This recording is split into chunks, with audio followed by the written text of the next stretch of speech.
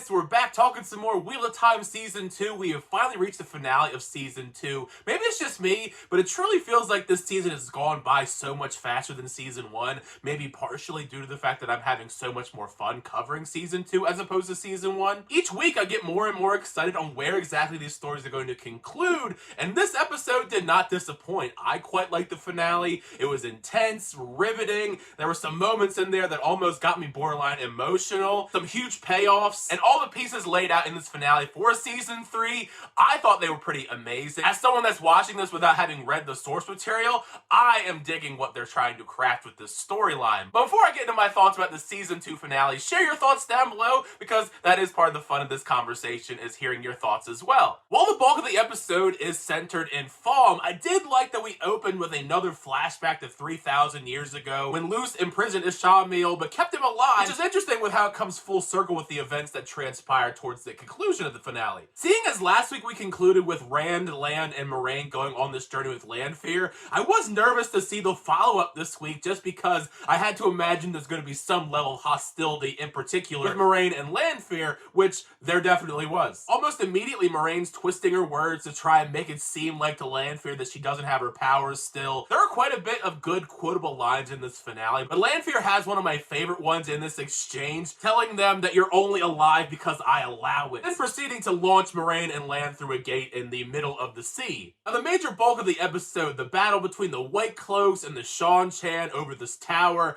all of that stuff was just epic. It was thrilling, it was brutal, with a multitude of phases of battle, even including the Soldam and the Damane raining down fireballs. At various points as this battle rages on, I'm kind of having this moral quandary on, should I root for the White Cloaks just because the Seanchan objectively are far worse in this situation? Both of these groups are bad, but I think I dislike the Seanchan a little bit more. Despite the raging war going on around them, I was very happy that the majority of the cast are finally in one central location in Falm, leading to a plethora of great reunions. Like Matt, Perrin, Loyal, they even have the Horn of Valir. It is interesting each time we check in more and more on Ishamil, as he does have this uncertainty that his plans with Rand are actually going to work. And that's even before factoring in the fact that he believes that Lanfear is betraying him, which more and more of her actions in this finale certainly does seem like that actually is the case. For a bit there though, since Ishamil does have this ace in the hole, which is Matt,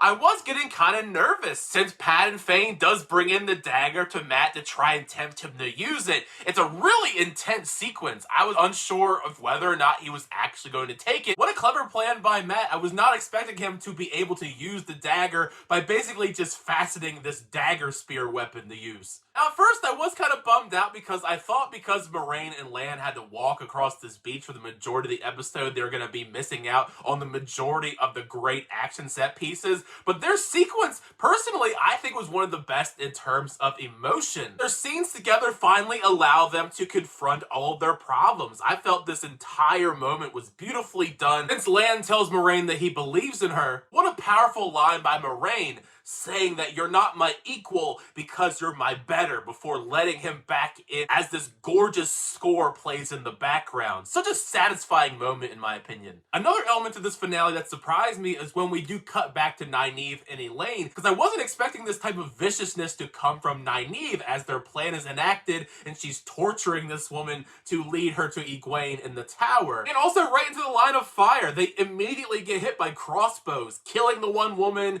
and Elaine gets hit in the process. What's crazy is there is not much in terms of urgency following this sequence. For the majority of the finale's runtime, they're just sitting here contemplating what to do. Personally, the final home stretch of this finale might possibly be my favorite moment of both seasons combined. Just such satisfying moments and payoffs. Firstly, if you want to talk about a great payoff, go Egwene. I was so happy she stood up for herself once again to Rhenna, pulled the Uno reverse card, sticking the A-Dam on her, and just watching her squirm around. If anybody in this show deserves all of the smoke, it is absolutely Rhenna, 100%. Between all the emotional and physical abuse she's put on Egwene, on top of the fact she cut off her ponytail earlier, as if she couldn't get any more evil, I couldn't help but laugh at the audacity to think that possibly Egwene would show her any form of mercy when she tries to free Egwene to help herself out. Easily by far in this show, one of the most satisfying deaths. And leading into Rand and Egwene having a reunion in person this time, which was kind of sweet. Speaking of Rand, by the way, not only did I just love the way that he rolled into town to make his appearance, you know, they kind of got me when Rand confronts Lord Tarak and all of his men.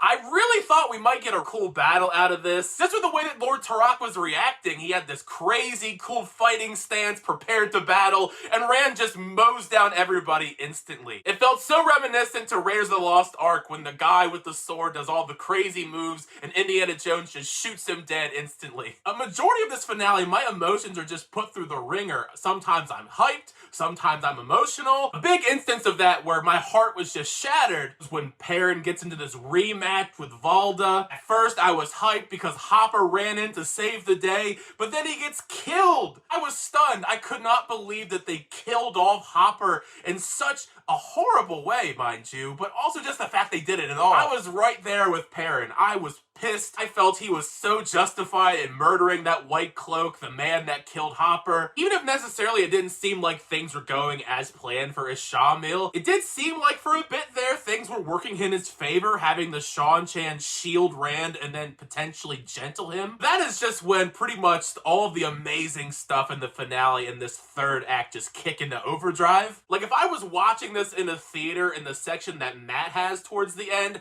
I would be hooting and hollering, cheering, just because I thought this was the best Matt moment probably of both seasons. It was so cool, not just the fact that we got to see what the Horn of Valyr is like in action, but it's all the heroes of the Horn spawning around him and assisting in this amazing battle sequence. Being as I went into this show not being a book reader, these are the type of moments that get me hype and want to talk about this show and spread the word of the Wheel of Time to all my friends so they can also enjoy this epic fantasy. And it's not like the hype dies down right there. Lan and Moiraine finally make it near Falm, and we finally understand what Lanfear was saying to Moiraine once they get close to the shore. Moiraine arguably has the coolest moment I've seen of her in both seasons, channeling from the beach and taking out a fleet of Shan-Chan, the ones that were shielding Rand, while Lan is fighting a whole crowd of soldiers in the background. Fans of the books, I'm not entirely sure how they're going to react to scenes like this, but I hope it's positive. Someone that hasn't read them,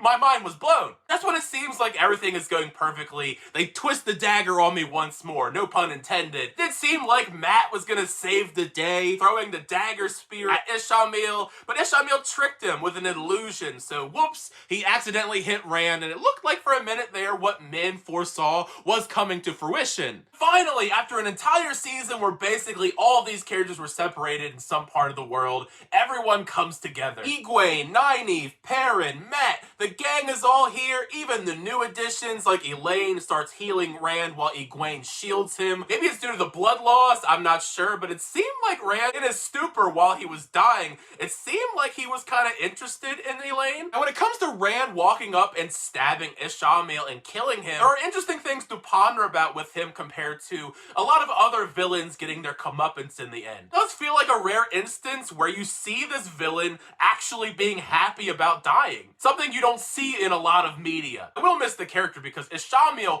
was a very fun antagonist. With Ishamil's death and everything in the wrap-up of the season 2 finale, I am so excited on where exactly it seems like we're taking the story for a season 3. Rand gets to stand tall with all of his friends to declare to everyone that he's the Dragon Reborn, with this amazing flame dragon around the building. The final stinger here is what has me excited about the future in season 3. Lanfear returns to their lair, and it looks like since Ishamil had that feeling that Lanfear would betray him, he just released all of the other Forsaken upon the world, many of which are much more powerful than Lanfear, because this one that we do get an interaction with, the one that's spinning these webs, not only does she just seem super powerful, but very creepy with her demeanor. Just in this one conversation with Lanfear, I am way more terrified of her and the potential of these other Forsaken in the rest of the show for what's to come in season 3. Obviously, I don't know where we're going next with season 3 because I have not read the books,